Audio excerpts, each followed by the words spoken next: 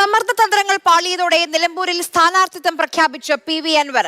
അൻവറിനെ തൃണമൂൽ കോൺഗ്രസിന്റെ ഔദ്യോഗിക സ്ഥാനാർത്ഥിയാക്കിക്കൊണ്ടുള്ള ദേശീയ നേതൃത്വത്തിന്റെ പ്രഖ്യാപനവും വന്നു കഴിഞ്ഞു.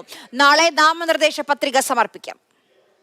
ഞാൻ എൻ്റെ ജീവൻ നിലമ്പൂരിലെ ഈ പറയപ്പെടുന്ന പാവപ്പെട്ട ജനങ്ങൾക്ക് വേണ്ടിയിട്ട് ഞാൻ സമർപ്പിക്കുകയാണ്. നിങ്ങൾ എൻ്റെ കൂടെ നിൽക്കണം, എന്നെ സഹായിക്കണം, നിങ്ങൾക്ക് വേണ്ടിയാണ്.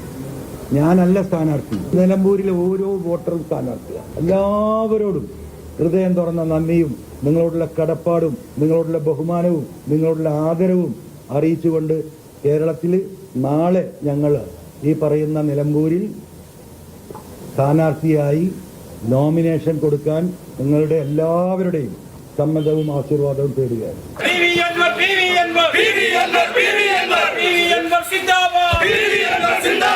നാടകീയതയ്ക്കും മാറി മറഞ്ഞ തീരുമാനങ്ങൾക്കും ഒടുവിൽ PV അൻവർ ആ പ്രഖ്യാപനത്തിലെത്തിയിരിക്കുന്നു. നിലമ്പൂരിൽ തൃണമൂൽ കോൺഗ്രസിന്റെ സ്ഥാനാർത്ഥിയായി PV അൻവർ മത്സരിക്കുന്നു. UDF-നും LDF-നുമെതിരെ ഒരേപോലെ രാഷ്ട്രീയ പോരാട്ടത്തിന് ഇറങ്ങുമ്പോൾ പണ്ട് പറഞ്ഞുപേക്ഷിച്ച അതേ പൊളിറ്റിക്കൽ നെക്സസ് തന്നെയാണ് ഇത്തവണയും അൻവറിന്റെ ആയുധം. പിണറായിസം മാത്രമല്ല, സതീശന്റെ ഹിറ്റ്ലറിസവുമുണ്ട് ഇത്തവണ അൻവറിന് പറയാം. വാതിലടച്ചു, ഇനി അങ്ങോട്ട് പോകേണ്ടത്, ഇനി ഞാൻ ആരെ കാത്തു നിൽക്കണം? PV അൻവറിന്റെ വാതിൽ അടച്ചിട്ടില്ല, തുറന്നിട്ടില്ല. ഇപ്പൊ അദ്ദേഹം ലോക്കിട്ട് പൂട്ടി. ഇനി ഞാൻ സ്വയം കൊലക്ക് നിന്ന് കൊടുക്കണോ? ഒരു ഭാഗത്ത് പിണറായി, ഒരു ഭാഗത്ത് RSS, ഇതുവരെ മൂന്നാമത് VD സതീശൻ. ഈ 3 കത്രിക പൂട്ടിന്റെ അകത്ത് കഴുത്ത് വെച്ച് കൊടുക്കണോ? ആര്യാടൻ ഷൗക്കത്തിനുമുണ്ട്, M സ്വരാജിനുമുണ്ട് ഒരേപോലെ വിമർശനം.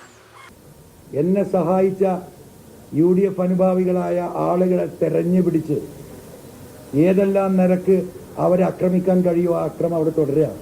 അവർ ഭയപ്പെടുകയാണ്. ഇനിയും ആ അരാജകത്വത്തിലേക്ക് നിലമ്പൂർ പോകും. സ്വകാര്യമായി പറയുന്നു, ഞങ്ങൾക്ക് സാധിക്കൂല. VS-നെ വെട്ടി പട്ടിക്കിട്ട് കൊടുക്കണം എന്ന് പറഞ്ഞാ ഈ പറയുന്ന സ്വരാജ്. എന്തിനു വേണ്ടിയാ? സ്വരാജിന് അങ്ങനെ അഭിപ്രായം ഒന്നും ഉണ്ടാവും എനിക്ക് തോന്നുന്നില്ല. ഈ പിണറായിയെ സന്തോഷിപ്പിക്കാൻ. അതുകൊണ്ടാണല്ലോ ഇപ്പൊ കേറി ഇവിടെ എത്തിയത്. പിന്നാലെ PV അൻവറിനെ സ്ഥാനാർത്ഥിയായി പ്രഖ്യാപിച്ചുകൊണ്ട് തൃണമൂൽ കോൺഗ്രസും. എന്തായാലും നിലമ്പൂരിലെ ചിത്രം തെളിഞ്ഞു വരുമ്പോൾ പോരാട്ടം ചൂടുപിടിക്കുകയാണ്. മണ്ഡലം നിലനിർത്തണം CPM-ന് അഭിമാന പോരാട്ടമാണ്. എന്ത് വില കൊടുത്തും മണ്ഡലം തിരിച്ചു പിടിച്ചുകൊണ്ട് ഫൈനലിലേക്ക് കടക്കാനാണ് UDF-ന്റെ ലക്ഷ്യം. അവിടെയാണ് PV അൻവർ ഉയർത്തുന്ന വെല്ലുവിളി. അതാരെ എങ്ങനെ ബാധിക്കുമെന്ന് വരും ദിവസങ്ങളിലെ രാഷ്ട്രീയ നീക്കങ്ങളിലും 23-ാം തീയതി അന്തിമമായും അറിയാം. പ്രജോഷ് കുമാറിനൊപ്പം അരുൺ അമൃതനാഥ്, മാതൃഭൂമി ന്യൂസ്, മലപ്പുറം.